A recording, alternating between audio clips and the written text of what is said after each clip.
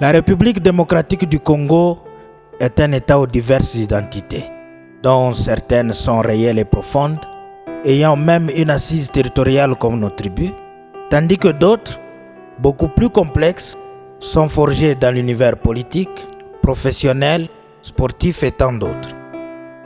Cependant, toutes ces identités arrivent à nous définir différemment les uns vis-à-vis des autres. Alors construire l'unité nationale se présente aujourd'hui comme un défi que nous devons relever tous ensemble.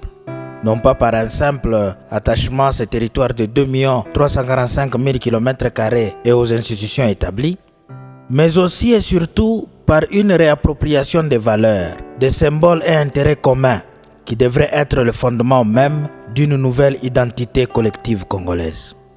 Par là, assurément, que passe notre accomplissement en tant qu'une nation à part entière, capable de se définir et de s'affirmer face aux autres nations à travers le monde. Jusqu'ici, personne ne peut douter de l'amour que nous portons à notre pays, ce qui nous a permis de résister aux différents types de menaces et pressions auxquelles nous faisons continuellement face. Les menaces de balkanisation, les invasions étrangères, les prédations de nos ressources naturelles, et tant d'autres menaces qui mettent en danger notre survie et qui parfois nous font douter de notre avenir. La réalisation de l'unité nationale devient de ce fait un impératif pour demeurer fort et reprendre la maîtrise de notre avenir. Aussi, l'histoire que nous partageons depuis les premières heures de notre colonisation, avec ses moments de gloire et ses moments d'humiliation. Cette histoire, qui est la raison pour laquelle nous croyons en une destinée commune, ne permet pas en tout cas de nous imaginer séparés.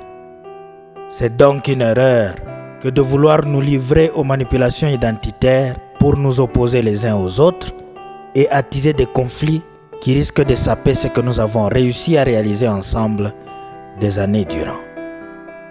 Bien que nous soyons tous différents, nous devons toutefois nous unir.